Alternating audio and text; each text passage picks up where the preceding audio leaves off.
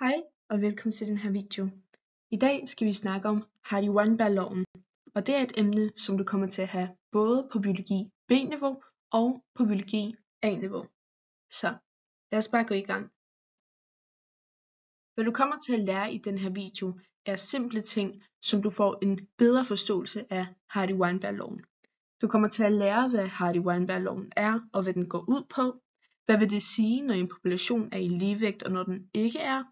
Beregning med Hardy-Weinberg-loven, og så til sidst nogle eksamensopgaver eller bare generelle normalopgaver, du kan støde på, hvor du skal beregne Hardy-Weinberg ud fra Hardy-Weinberg-loven. Så lad os gå i gang med videoen. Hvad er Hardy-Weinberg-loven?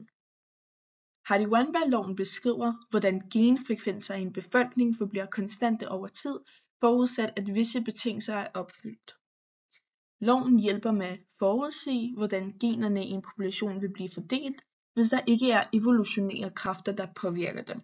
Så hvis der vil være nogle evolutionære kræfter, der påvirker en specifik evolution, vil populationen ikke være i den såkaldte ligevægt. Det er noget, jeg siger om lidt senere. En population skal være i Hardy-Weinberg-ligevægt, for at Hardy-Weinberg-loven gælder. Men hvad er egentlig ligevægt? Hardy-Weinberg-ligevægt er en tilstand, som populationen skal være i, hvis man skal udføre Hardy-Weinberg-beregninger på populationen. Hardy-Weinberg-ligevægt betyder, at der ikke sker nogen evolution i en population med hensyn til et bestemt gen, når der ikke sker evolution i forhold til genet. Og det betyder så, at allelfrekvenserne, altså det med hvor ofte forskellige versioner af et gen optræder i befolkningen, ikke ændrer sig fra generation til generation. Genotypefrekvenserne, hvilket er hyppigheden af de forskellige kombinationer af gener hos mennesker eller individer, for eksempel homozygote eller heterozygote, de ændrer sig heller ikke fra generation til generation. En population i Hardy-Weinberg-ligevægt kaldes også en idealpopulation. Den er ligesom ikke påvirket af nogen af evolutionsmekanismerne. Så det vil sige, at populationen den er uendelig stor, fordi der ikke sker den her genetisk drift, som jeg kommer til at fortælle lidt mere om senere. Så hvad kendetegner en population, som ikke er i ligevægt? En population er ikke i Hardy-Weinberg-ligevægt, hvis nogle af disse forhold påvirker populationen. Så det første forhold kunne være, at populationen den er meget lille. Størrelsen af en population kan virkelig påvirke populations allel og genotypefrekvenser på mange flere måder. En lille populationsstørrelse den medfører, at tilfældige hændelser spiller en stor rolle ifølge til hvilke alleller der gives videre til den næste generation og så til den næste generation igen og så videre. Den her mekanisme den kaldes så for genetisk drift. Jeg kommer ikke til at fuldkommen snakke om genetisk drift i den her video, men I må meget gerne tjekke videoen ud med genetisk drift, hvor jeg fortæller alt omkring genetisk drift og virkelig dykker ind i det. Men nu her fokuserer jeg bare på Hardy-Weinberg. Så når der er mere af den her genetisk drift, er der også større risiko for indavl. Og risikoen er også større i de her små populationer. Det indebærer jo, at de nærbeslægtede organismer de får afkom med hinanden, og derfor har de større risiko for at blive homozygot for den såkaldte sjældne recessive allel. Individer med den her genotype er i mange tilfælde syge, og derfor kan disse individer have en rigtig dårlig overlevelseschance i den givne population, for eksempel i forhold til de andre raske individer. Så det næste der også kan ske er, at parring det sker tilfældigt. Migration, mutationer og selektion de finder ligesom ikke sted i populationen, hvis den ikke er i ligevægt. Så nu hvordan vi skal beregne en ligevægt. Man bruger flere forskellige formler til at beregne den her ligevægt, og det kommer jeg til at snakke om nu. Frekvensen af de to alleller kaldes henholdsvis P og Q i Hardy-Weinberg beregninger. Så hvis en population skulle være i ligevægt, vil formlen så hedde, at P plus Q skulle være lig med 1, og det vil det altid være, hvis en population er i ligevægt. Du bruger følgende sammenhæng til at beregne den forventede frekvens af hver af de 3 genotyper. Så vi siger P anden plus 2 gange P gange Q plus Q i anden, det skal være lig med 1. P anden er den forventede frekvens af den homozygot-dominante genotype, som for eksempel i den her situation er stor A, stor A.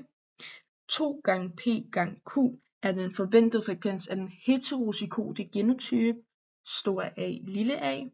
Og Q i anden er den forventede frekvens af den homozygote recessive genotype, lille a, lille a. Så inden jeg lige går videre, er det vigtigt at understrege, at det her emne tilhører meget under genetik og evolution. Så hvis du vil have en meget bredere baggrundsforståelse for de her 2 emner, må I meget gerne tjekke de andre videoer ud, før I går videre med den her. Så lad os gå videre. Det første eksempel, du kan støde på, når du beregner opgaver med Hardy-Weinberg ligevægt. Der er nemlig flere opgaver, man kan støde på. Du kan for eksempel støde på, hvor du skal beregne, når du kun kender én type af frekvens. Og du kan støde på en anden type opgave, hvor du kender alle frekvenserne. Og de 2 eksempler har jeg så med. Så det første eksempel er beregning, når du kender frekvensen til lille a, lille a. En opgave kunne hedde: i en population på 500 individer er der 50 individer, som er homozygote recessive, det vil sige, at de har lille a, lille a. Beregn frekvenserne af de andre genotyper og allelfrekvenserne. Så det første trin, vi gør, er, at vi beregner frekvensen af lille a, lille a. Vi får at vide, at der er 50 individer med den homozygote recessive lille a, og det dividerer vi så med hele antallet af populationen, hvilket er de 500 individer. Derfor får vi så 0,1. Det næste trin, vi gør, er, at vi beregner Q. Vi ved, at Q i anden, det skal være lig med frekvensen til lille a. Derfor må vi finde Q, så frekvensen kun er den ene allel A. Så derfor tager vi kvadratroden af hele frekvensen af lille a. Fordi vi ligesom prøver at finde den ubekendte, hvilket er Q. Så for at ligesom fjerne i anden, tager vi kvadratroden på begge sider. Og derfor vil den så hedde Q er lige med kvadratroden af 0,1, hvilket er cirka lige med 0,316. Det tredje trin, vi gør, er, at vi beregner P. Da P plus Q er lige med 1, kan vi finde P, altså frekvensen af LLA, ved at ligesom isolere P i den her ligning. Fordi vi kender jo allerede vi kender allerede Q, og vi har jo allerede tallet 1. Så vi kan bare sige, at P er lige med 1 minus 0,316, som er lige med 0,684. Nu til det 4. trin, hvilket er de sidste trin, hvor vi beregner genotyperne for frekvens stor A og frekvens stor A, lille a. Nu kan vi beregne frekvenserne af de her andre genotyper. Så vi siger frekvens for stor A, hvilket er P anden, hvor vi så siger 0,684, hvilket var det vi fundet før, og putter det i anden, hvilket cirka er lige med 0,468. For at finde stor A, lille a, skal vi bruge den, der hedder 2 gange P gange Q. Så det vi putter ind i formlen og siger 2 gange 0,684, som vi fundet før, gange 0,316, som cirka er lige med 0,432. Her er så vores resultater, som vi har fået, og her kan vi simpelthen se, at populationen er i ligevægt.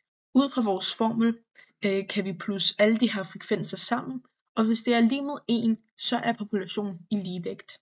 Hvis populationen var meget over eller meget under 1, så vil populationen desværre ikke være i Hardy-Weinberg ligevægt. Så den anden eksempel, du kan støde på til din eksamen eller generelt i en opgave, er beregning, når du allerede kender alle genotypefrekvenserne. Opgaven kunne for eksempel hedde: i en population kender vi genotypefrekvenserne, så vi kender frekvensen stor A, som er 0,36. Vi kender frekvensen stor A, lille a, hvilket er 0,48. Og vi kender frekvensen lille a, hvilket er 0,16. Nu skal vi beregne allelfrekvenserne og vurdere, om populationen er i ligevægt. Det første trin, vi gør, er, at vi beregner Pn, og vi beregner Qn. Vi ved, at genotypefrekvensen stor A, skal være lig med P i anden, og frekvensen for lille a, skal være lig med Q i anden. Derfor kan vi sige, at P i anden er lig med 0,36, så vi tager kvadratroden på begge sider, for at ligesom isolere P, hvor det så hedder P er lig med kvadratroden 0,36, hvilket er lig med 0,6. For at finde Q i anden gør vi præcis det samme med det tal, vi har allerede fået for lille a, så vi siger, at Q er lig med kvadratroden af 0,16 er lig med 0,4. Det andet trin og sidste trin er at beregne 2 gange P gange Q. Vi ved jo, at genotypefrekvensen for stor A, lille a er lig med 2 gange P gange Q. Så for at kontrollere, om populationen er i Hardy-Weinberg ligevægt, kan vi beregne så 2pq. Så det er det, vi putter ind i vores formel, og vi siger 2 gange 0,6 gange 0,4, hvilket er 0,48. De resultater, vi har fået, er, at vi har fået P til 0,6, vi har fået Q til 0,4, vi har fået genotypefrekvensen for stor A, allelfrekvensen, hvilket er genotypefrekvensen for stor A, hvilket er 0,36. Vi har genotypefrekvensen for stor A, lille a, hvilket er 0,48. Og vi har genotypefrekvensen for lille a, hvilket er 0,16. Her kan du vælge at konkludere, at du bruger den formel, der hedder P plus Q er lig med 1, hvor du så plusser P og Q sammen, og så kan du se, om populationen er i ligevægt. Og hvis du gør det i den her situation, der kan du se, at den er i ligevægt. Det er jo lig med 1. Eller du kan allerede fra starten af se genotypefrekvenserne og plusse dem sammen og beregne derudfra, at populationen den er i ligevægt. Ligesom jeg nævnte før, hvis populationen er meget væk fra et-tallet, hvilket er meget over 1 eller meget under 1, vil populationen simpelthen ikke være i ligevægt. Hvis den var cirka meget lidt under eller meget lidt over, så kunne du konkludere, at populationen muligvis er i Hardy-Weinberg ligevægt. Det var alt det, jeg havde for i dag. Tusind tak for at se med, og jeg kunne stærkt anbefale jer at se nogle af andre videoer, vi har lagt op på den her kanal. Jeg håber, I kunne lide den her video, og I må meget gerne subscribe eller give et like, hvis I gerne vil have flere af sådan nogle her videoer på kanalen. Jeg ønsker en rigtig god dag, og vi ses i næste video.